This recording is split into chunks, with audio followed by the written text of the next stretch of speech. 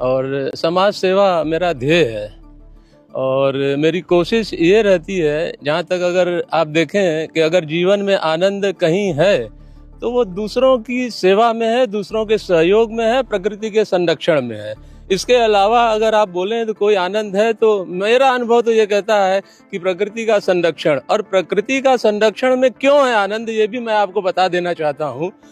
देखिए, ये जो मानव तन है हम लोगों का 5 तत्वों से बना है, ये सर्वविदित है, सब जानते हैं। फिर भी मैं एक बार बोल देता हूँ, क्षिति, जल, पावक और गगन समीरा से ये शरीर बना है। तो प्रकृति के नजदीक जब हम जाते हैं तो हमको आनंद आता है। तो मैंने इस विषय पे रिसर्च किया। रिसर्च मैंने कोई डिग्री के लिए नहीं किया, मतलब जिसको चिंतन मनन कहते हैं वो रिसर्च की मैं बात कर रहा हूँ। तो जब मैंने ये रिसर्च किया कि जब हम प्रकृति के पास जाते हैं तो क्यों आनंदित होता है शरीर, तो मैंने ये महसूस किया कि प्रकृति में वो 5 तत्व विद्यमान है जिससे अपना शरीर बना है। तो जब प्रचुर मात्रा में वो तत्व हम लोगों को मिलता है तो हम लोग आनंद का एहसास करते हैं और लगता है कि अपनी माँ की गोद में हम लोग पहुंच गए।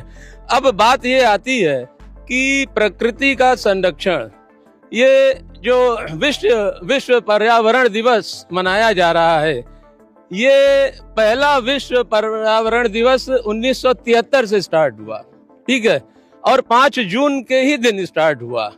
तो हमारा जितने भी लोग हैं इस बनारस शहर में, उत्तर प्रदेश में, हिंदुस्तान में, विश्व में, उनसे आग्रह है कि जीवन बहुत लंबा नहीं है, जीवन की यात्रा बहुत लंबी नहीं है।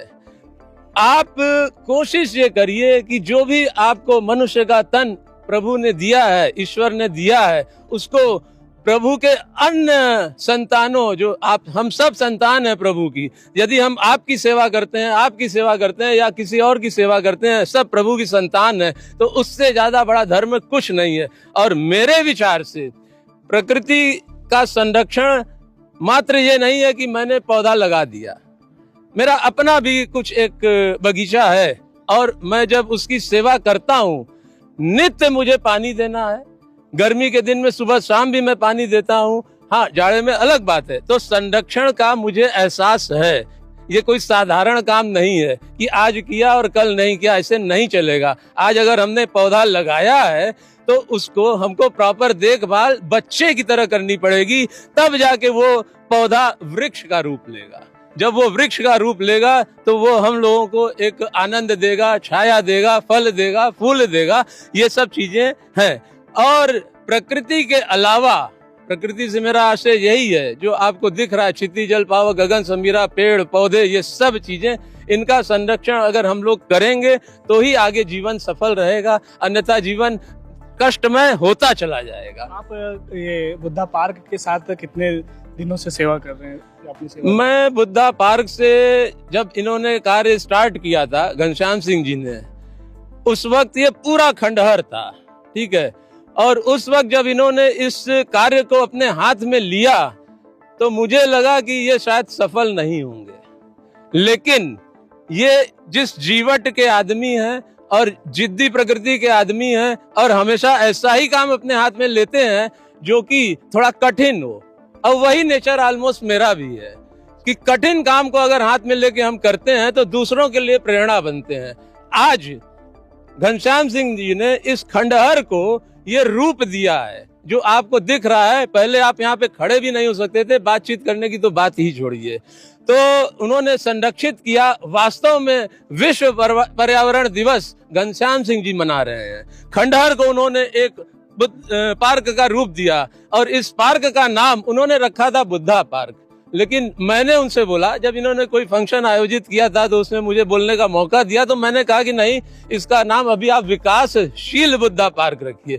तो इस पार्क का नाम विकासशील इसलिए है कि अभी यह निरंतर विकास की ओर अग्रसर है, और आप जैसे पत्रकार लोग अगर यहाँ आते रहेंगे तो जनता के बीच ये आवाज जाती रहेगी और इसके विकास के लिए और भी माननीय और प्रतिष्ठित लोग जुड़ते चले जाएंगे। यही वास्तव में विश्व पर्यावरण दिवस है, इसका संदेश है आम जनता को। पैसे से आप एक शिक्षक भी हैं, तो आप बच्चों को क्या शिक्षा देना चाहेंगे जो एक दिन पर्यावरण दिवस पे पौधारोपण कर रहे हैं, उनको आप क्या कहना चाहेंगे? देखिए, शिक्षा तब तक अधूरी है जब तक कि वो अनुभव से नहीं जुड़ जाती।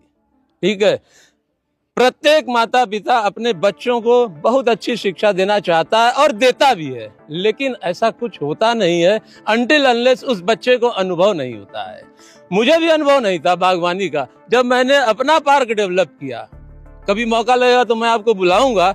बहुत बड़ा नहीं है, छोटा सा ही पार्क है, लेकिन उसमें क्या मेहनत होती है वो अनुभव से ही हो पाएगा। और जहां तक बच्चों को संदेश देने का है तो मैं उनको सिर्फ यही बोलना चाहूंगा कि ये जीवन की यात्रा बहुत लंबी नहीं है और आनंद कहीं नहीं है। भगवान बुद्ध ने कहा है कि इस संपूर्ण जगत में सिर्फ दुख है। तो उनसे एक साधारण जन ने पूछा कि बुद्ध जी ये बताइए कि दुख ही दुख तो नहीं है, इस जगत में सुख भी है। उन्होंने मुस्कुरा दिया। बुद्ध प्रायः प्रश्नों का उत्तर नहीं देते थे, वो सिर्फ मुस्कुरा देते थे। अगर सामने वाले को समझ में आ गया तो आ गया, नहीं आया तो फिर वो बोलते थे। तो इस विषय पे जब उसने कहा कि सुख और दुख दोनों है, वो आम जन था, तो सुख और दुख दोनों। बुद्ध ने कहा नहीं, सुख जिसको तुम कहते हो वो दुख से बड़ा दुख है, कई लेयर है उस पर दुख की। उसको उन्होंने आज जो हम लोग फिर दर्शन शास्त्र के तहत उसको एनालिसिस करते हैं कैसे ये है। बुद्ध तो कह के चले गए, लेकिन वास्तव में आपको बता दूं, आज आप पत्रकार हैं, ठीक है, मैं शिक्षक हूं या शिक्षक था, मैं अभी नहीं हूं शिक्षक, तो या कोई आईएएस है, कोई पीसीएस है, कोई एडवोकेट है, तो आप और हम ये देखते हैं कि वो बनने में, एक पत्रकार बनने में आपने कितना प्रयास किया है, कितनी मेहनत की है, कितने कष्ट उठाए हैं और कितने दुख उठाए हैं। वो एक लेयर है